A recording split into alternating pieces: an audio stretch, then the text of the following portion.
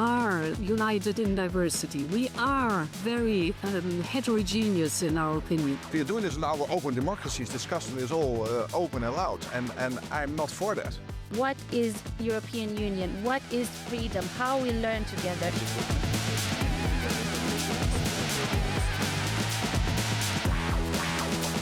The obvious question is, what is the EU doing? What is our plan?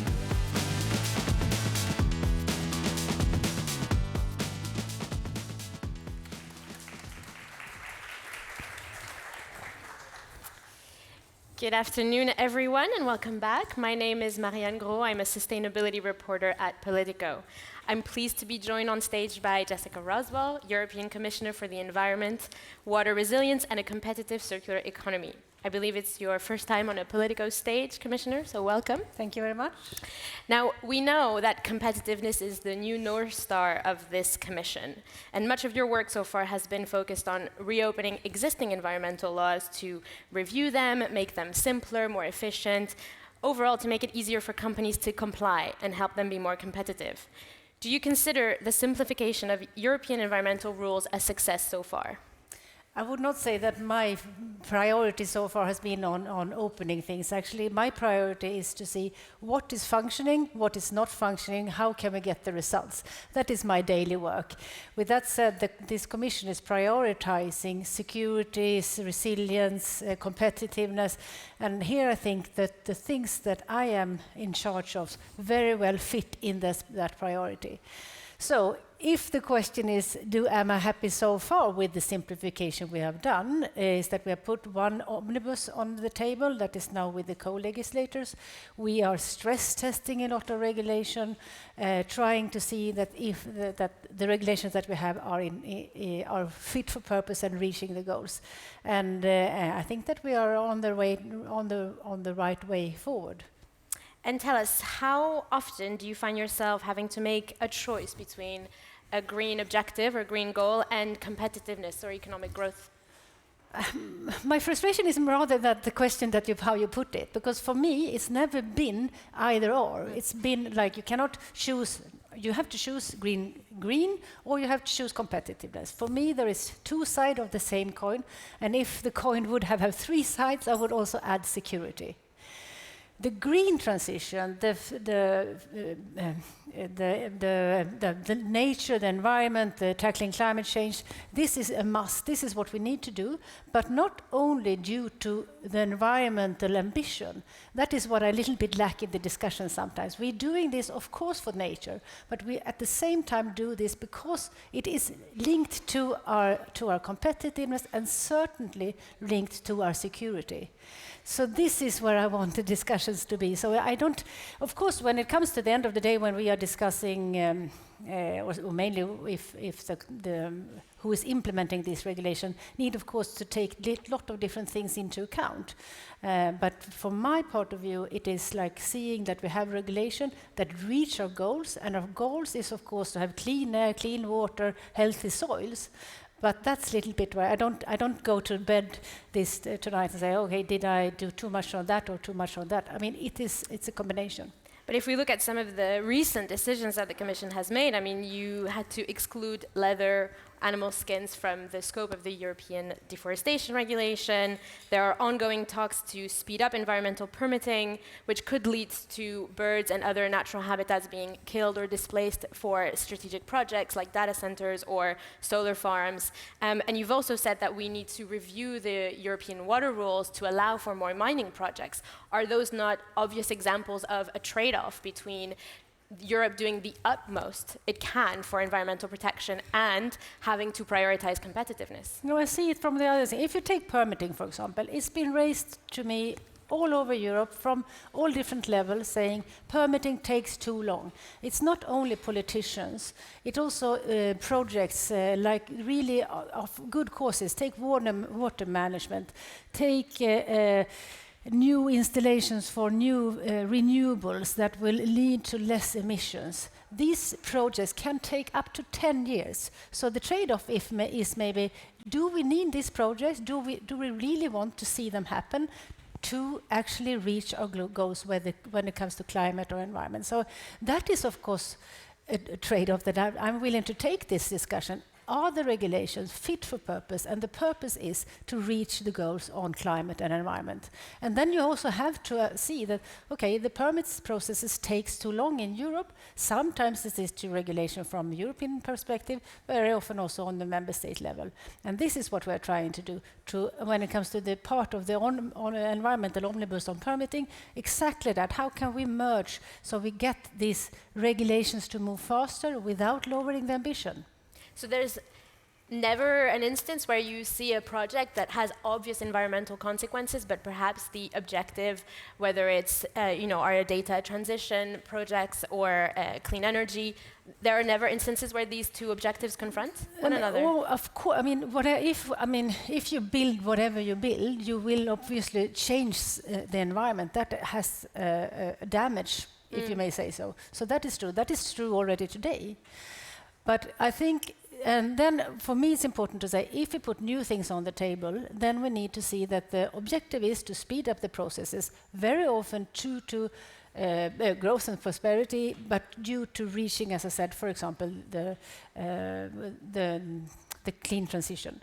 But with that said, and then, of course, if there is I don't like the word trade-off, because and if there is a trade-off, then you have to see, can we do mitigation somewhere else? Mm-hmm. And that is exactly also what we put out in some of the strategic projects that we point out in the environmental omnibus, the grids, for example, and other things. So, of course, there is this discussion, but at the end of the day, of course, it's also, and as a politician, that is very often one of the hardest discussions that we have to do, to take into account and balance different interests. And so when you think about the future of environmental policy making in Europe for the rest of this mandate, how are you then reconciling these objectives of the Green Deal, these priorities on economic growth, the choice to prioritize security, for example? What solutions have you come up with to bring all of this together? For me, the Green Deal is a very important deal that we have decided on. For me, this mandate has sometimes been called the implementation mandate. I agree with that. Now it's time to deliver the results. The Green Deal is, for me, protecting the environment, reaching the climate goals, but also Europe's growth strategy that leads us to prosperity, that hopefully also gives us the possibility to invest in security and competitiveness. What I want to do is to add to this discussion, because I do feel that sometimes the discussion on this is made from an only environmental perspective, which I don't agree with and I don't like, because it is not that easy. It's never that simple as saying it's only due to the environment, because it's linked.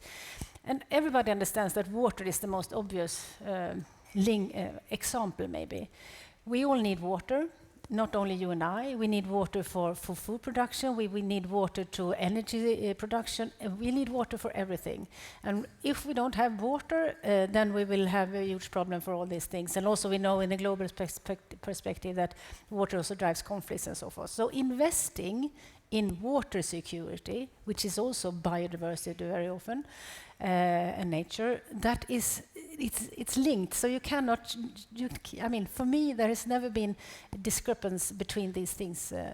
We have to do all the things at the same time. So it's about making environmental policy part of the industrial agenda too. Yes. The Commission is working on a Circular Economy Act, which we're all eagerly waiting. Hopefully it'll be here by the end of September, if I'm not mistaken. And it comes just as the EU has set itself a goal of sourcing 25% of its critical raw materials from recycling by 2030. So how is the Circular Economy Act going to help achieve that goal? Is it the right policy tool to make it happen? It's really crucial to make that happen, but it's not as simple as say it's just one tool. But for reaching the 25% on the critical raw materials is one thing, but we also have goals on how to be more circular, that is double our circularity. Again, a little bit the same discussion, because from my point of view, we have discussed circularity from an environment perspective. That is not wrong, it's still correct. But we need to know that the current situation, the newest, the latest crisis we are in again, showing that dependency comes with a cost.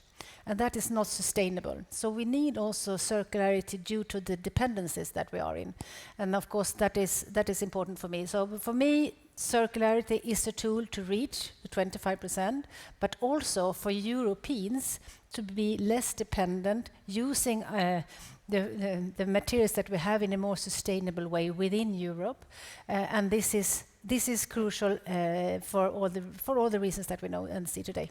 Yes, and we heard on earlier panels today that in order to build a resilient economy, we need to be smarter with the resources that we use. We need to be able to produce more with less. So it all kind of fits within the same framework. But my question is, how do we get there? Will you force EU countries, EU governments to reduce their material footprint by imposing binding reduction targets in the Circular Economy Act? For start with, we are not starting from scratch, which is a good thing. We have regulations already on how to design products, for example, how to. We also have for plastic targets. We have in batteries. We do have a lot of systems that already is there, but we are not successful yet. The material rate that is using in secondary in Europe is 12%, and that is also coming from where we started during the 70s. I mean, we need to do better for all the reasons. So, and then it's not easy to answer. I wish I could answer to your question saying, yes, we are going to do this, and then magically everything will happen. Unfortunately, that is not the case. So I think that we need to be mindful on lessons learned also, what has functioned, what has not functioned. I think that, of course, we need to, one obvious thing that I want to prioritize is to use the single market. We don't have a single market for waste today. That's for many things, of course, but if I'm talking about the circularity, I really see so many bad examples how difficult it is to scale up whatever you are recycling or reusing. And that is one thing. How can we go away from 159 EPR, Extended Producer Responsibility schemes, to one? Probably not one will be enough, but anyway, you understand what I'm meaning. And that is one thing. How can we create this? I think this is important because what I hear is that we have maybe created the supply chain, but we have not created the demand side. So this is how can we boost that? Then I think it's a lot of other things that we need to address also. But the single market is one thing. Critical raw materials is another thing. How can we add on measures that can help to create this business case? How can we use public procurement? All these things, I think, is something that we use. Looking at other aspects of European policy, though, setting binding targets usually helps move governments in the right directions. They're pretty accustomed to carbon footprint reduction targets. People are talking about water use targets or reduction targets. So wouldn't a legally binding materials footprint reduction target help sort of move governments towards this direction, since it's taken 10 years to only get to 12% of circular more than materials 10 use rates? But I don't know. I'm not sure. I mean, we have targets, for example, in the plastic, for example, and we see that plastic recycling industry are in big crisis today. So that is what I'm seeing. We cannot only look at one part. We need of the value chain. We need to see the full value chain. And I'm not certain that targets alone can reach that. I think for me it's important to see, and also to be honest, when I meet different industries, some ask for targets, and the same industry from the other side can say, no, we don't want targets. So unfortunately, again, there is not one silver bullet. I think that targets absolutely can be helpful to drive innovation, to push our further, but it has to be feasible and it has to be something that help to actually move to circularity. For me, this is in one way an industrial revolution. We are going from a linear model that we've had for a very long time. We need to go away from that to a circular. We need to reduce and reuse and recycle. All these things is what I mean with circularity, and it's a change of mindset that we all need to have. I mean, you've mentioned extended producer responsibility schemes. You've mentioned the waste hierarchy. We'll have the chance to delve into some of the details in the next panel on circular economy. But just one last question before we move on. I want to know, how do you intend to measure the success on circular economy? For you, I mean, obviously this act will come in September. It'll take over a year for negotiations to come up with a deal, and then there's always an implementation delay. So how are you going to measure your success as having improved the circular economy agenda in Europe? I suppose there's other people going to measure my success or not, but I mean, the single market important. How can we really go into that? The other thing is, of course, the critical raw materials. That is obvious one of the key issues today. And here we can go from really low figures on how much we recycle from only 1%. And if we can go further in that one, I think it is possible to measure. But to be honest, it cannot. I have the responsibility. I will put forward the Circular Economy Act. But to succeed, we need to do this together. Well, thank you for taking the time to come and speak with us today, Commissioner. We'll have the chance, as I said, to delve into some of the details of the Circular Economy Act right now with our next panel, the Circular Economy Test. We'll be right back after a quick stage change. Do not go anywhere.